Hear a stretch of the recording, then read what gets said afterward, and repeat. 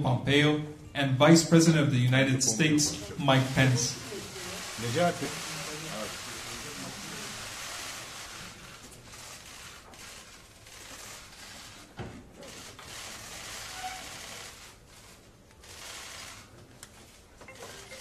One week ago, Turkish forces crossed into Syria. Earlier this week, President Trump took decisive action to call on Turkish forces to stand down, to end the violence, to agree to negotiations.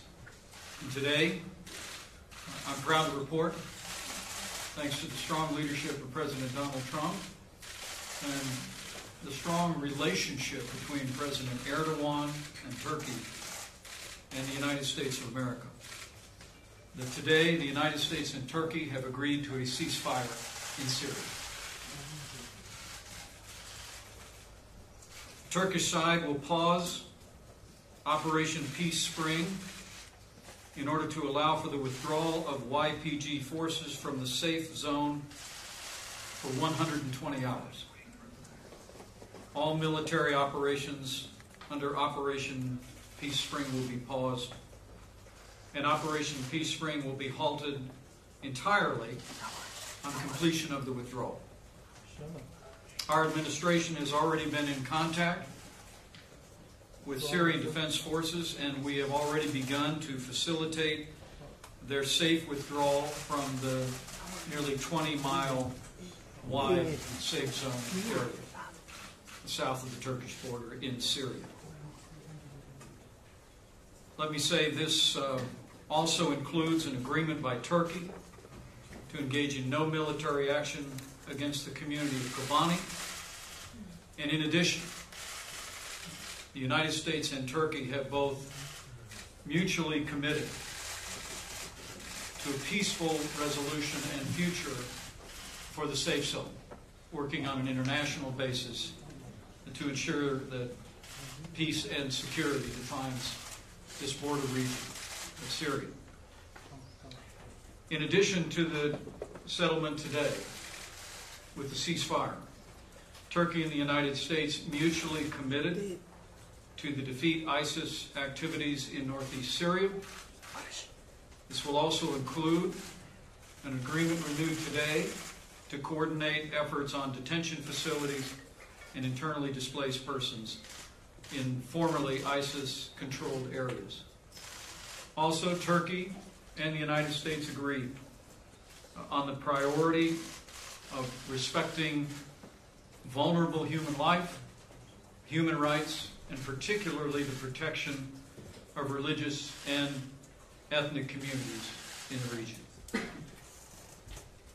I spoke to President Trump just a few moments ago, and I know the President is very grateful for President Erdogan's willingness to step forward and to enact this ceasefire and to give an opportunity for a peaceful solution of this conflict that commenced 1 week ago. For my part, I'm grateful for the President's leadership. I'm grateful for the more than 5 hours of negotiations with President Erdogan and his team that arrived at a solution that we believe will save lives. And let me also say I'm very grateful for this team, and to be able to have alongside the Secretary of State, Mike Pompeo, our National Security Advisor, Robert O'Brien, Ambassador Jim Jeffries, and Ambassador David Satterfield. Was a great privilege. And each of the members of this team contributed equally to achieving this outcome, which is a great contribution to security in this region, and it's a great contribution to the strong and enduring relationship between the United States of America and Turkey. Lastly, I want to express my appreciation to millions of Americans who I know were carrying this moment in prayer. We heard from people all over the country whose hearts were heavy with the loss of life in this conflict over the last week, long to see it brought to an end. And I believe their prayers the strong leadership that President Trump provided to this moment, and the cooperation with President Erdogan and Turkey has made this possible. So again, let me say, a week after Turkish forces crossed into Syria, Turkey and the United States of America have agreed to a ceasefire in Syria. It will be a pause in military operations for 120 hours while the United States facilitates the withdrawal of YPG from the affected areas in the safe zone. And once that is completed, Turkey has agreed to a permanent ceasefire, and the United States of America will work with Turkey, will work with nations around the world to ensure that peace and stability is the order of the day in this safe zone on the border between Syria and Turkey. With that, let me recognize Secretary of State Mike Pompeo, and thank you, Mr. Secretary, for your great work. Thanks. I think the Vice President said it well. I just wanted to add this thought. There obviously remains a great deal of work to do in the region. There's lots of challenges that remain, but this effort tonight sets the conditions for the successful resolution of this particular piece, which created enormous risk and a real risk of instability. And President Erdogan's decision tonight to work alongside President Trump to achieve this end will be one that I think will benefit Turkey a great deal. Thanks. I know you want to take this question.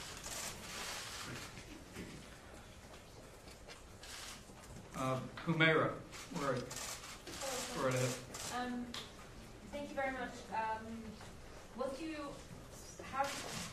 How will you overcome the damage that's been caused over the past week? There's been a lot of animosity between U.S. and Turkey. A lot of things have been said, and a lot of threats of economic sanctions have been made. How are you going to repair the relationship going forward? Thank you. Well, first, as you'll see from the agreement, part of our understanding is that with the implementation of the ceasefire, the United States will not impose any further sanctions on Turkey. And once a permanent ceasefire is in effect, the President has agreed to withdraw the economic sanctions that were imposed this last Monday. But make no mistake about it, President Trump was very clear with our ally, Turkey, about American opposition to Turkish military forces entering Syria. The President made that clear in his discussions and his correspondence with President Erdogan. And I believe that the candor and frankness that President Trump applied to this, and the strength of his relationship with President Erdogan, both contributed to the ability for this agreement to come about. Now we will work together to implement this agreement. As I said, our team is already working with YPG personnel in the safe zone for an orderly withdrawal outside the 20-mile mark, and we're going to go forward together to bring peace and security to this region. I'm very confident of that. Okay, Gonja Shena. Gonja, please. Thank you. Gonja Shena from the Turkey Border. There are reports by some international organizations on how YPG is treating ethnic and religious minorities in northern Syria. And Christian leaders in Turkey are making calls to the country to ensure peace and security in the region. I'm wondering your thoughts on this. Well, let the Secretary also address that, but I can tell you that President Erdogan and I spoke at great length about the importance of protecting religious minorities in the region. President Erdogan also shared with me the perspective of many leaders in religious communities here in Turkey who had great concerns about violence and persecution taking place along the border. And so part of our agreement is to continue to work very closely to ensure that religious minorities can thrive and that religious pluralism is one of the characteristics of this safe zone for some time to come. Mr. Secretary. Not only this, we've certainly heard from the Vice President. I heard from Christian leaders around the world who expressed much of the same concern that you just described.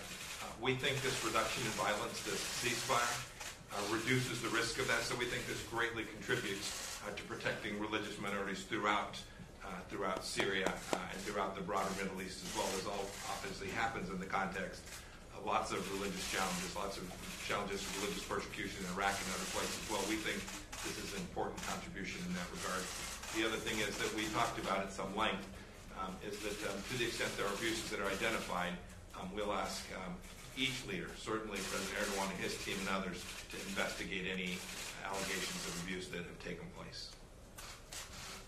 And let me maybe add an addendum to that. One of the things I know the President and the American people are most proud of is the investment of hundreds of millions of dollars to help rebuild Christian, Yazidi, and other religious minority communities in the aftermath of the horrifying violence during the ISIS period, both in Syria and in northern Iraq. We'll continue to flow those resources to support those communities, but as you'll see from this agreement, it is a specific undertaking by Turkey and by the United States to ensure to protect religious minorities in the affected region. Sean Tand. Thank you.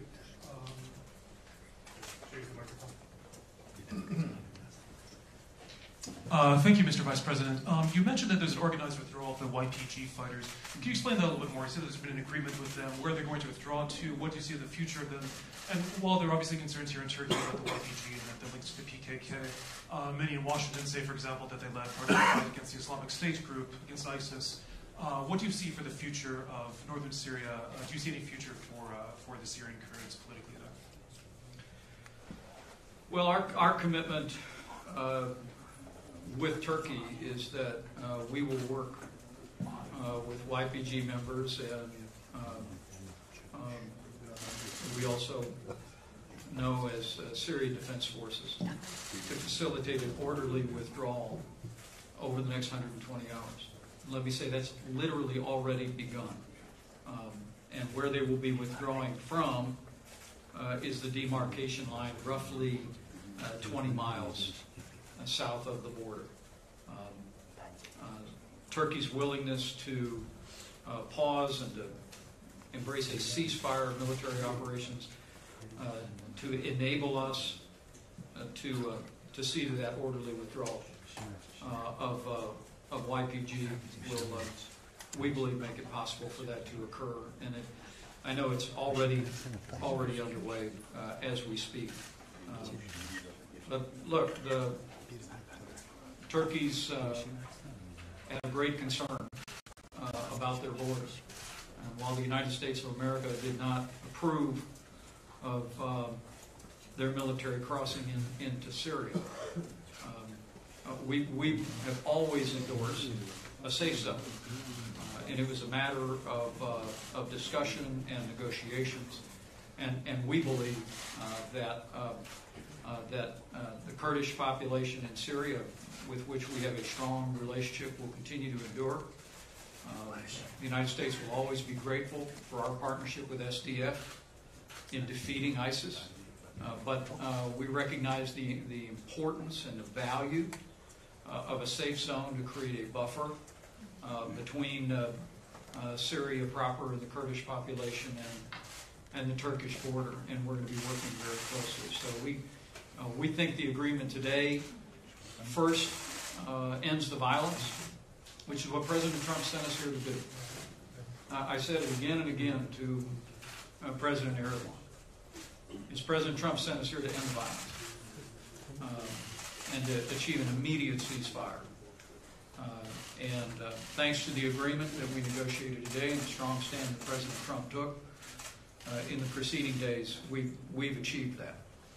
We've also achieved an opportunity by working with YPG to move out of the area to create more peace and security and stability in that buffer zone. And we're going to be working very earnestly to accomplish that.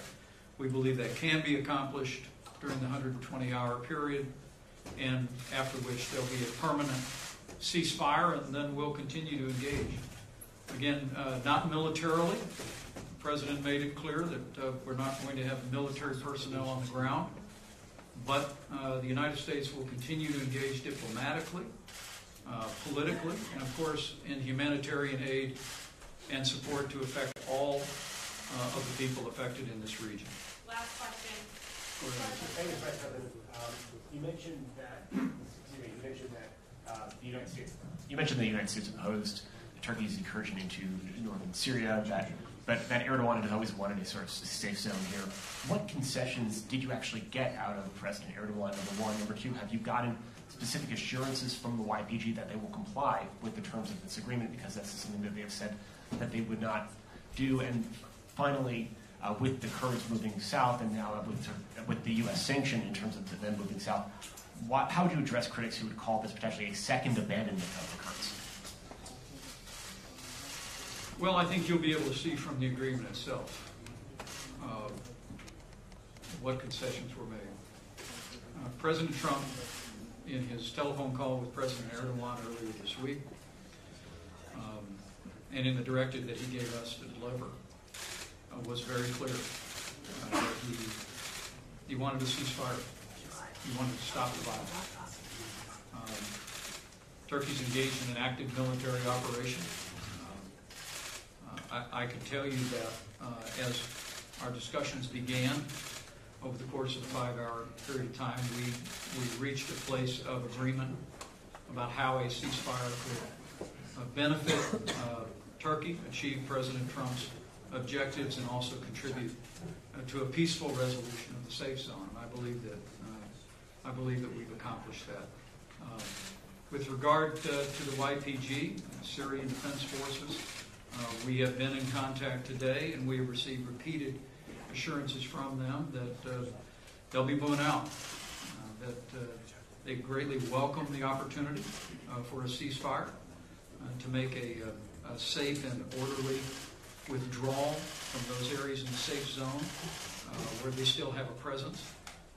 And we're very confident that that's already taking place, and we're going to be using all the leverage that we have of having fought alongside Syrian Defense Forces in the battle against ISIS to facilitate their safe withdrawal. But we think this is an outcome that will greatly serve the interests of the Kurdish population in Syria, will greatly serve the interests of Turkey, and will create the kind of long-term buffer zone that will ensure peace and stability in the region. Mr. Vice President, just want to follow up on that question. What specific concessions did Turkey receive? Specifically, I want to ask you if they brought the issue up of the bank, Paul Bank. Not in the context of these negotiations. I think when we had concluded the negotiations, the topic was raised, and we informed them that was a matter for the Southern District of New York and the Justice Department. But let me say that the concessions that the United States made have to do with the fact that the President had made it clear that if there had not been a ceasefire today, there would have been a new round of massive sanctions against Turkey. And you'll see in the agreement that on the basis of the pause of 120 hours, a ceasefire over the next 5 days, that we will not be implementing additional sanctions during that period of time. Once we have a permanent ceasefire, following the orderly withdrawal of all YPG forces, the United States also agreed to withdraw the sanctions that were imposed on several cabinet officials and several agencies earlier this week. To be clear, though, just to nail it down, so it was simply the sanctions that would be removed, and nothing else was offered or given to the Turks. Right. Thank you, guys.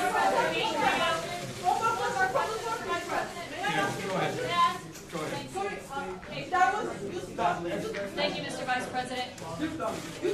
While you were here negotiating with the Turks for several hours, both of you, can I finish real quick? Wait, you're using the YPG as using the sanctions as a blackmail against your NATO ally for the sake of PKK YPG terrorist organization. This is a great question, Mr. Vice President. The United States of America did not support Turkey's military action in Syria. President Trump made that very clear to his friend President Erdogan.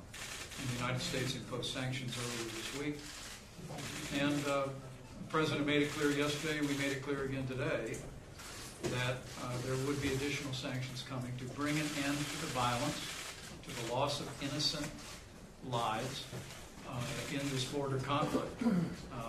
That being said, let me say, I really believe today's ceasefire is a credit to President Trump and to President Erdogan. It's a credit to the strong relationship between the United States and Turkey. It's also a credit to the strong relationship between our two leaders. And where there are differences between friends, it's important that friends let their feelings be known. President Trump did that in this case. But it facilitated us being able to reach an agreement that has now resulted in a ceasefire, and we believe will set the stage for creating a peaceful and stable, a safe zone, and the United States is committed to achieving that for all the people of this region. Mr. Vice President, can I finish my question that I started, please? Buyurun sayın basın mensupları. Ama Türkiye gücünü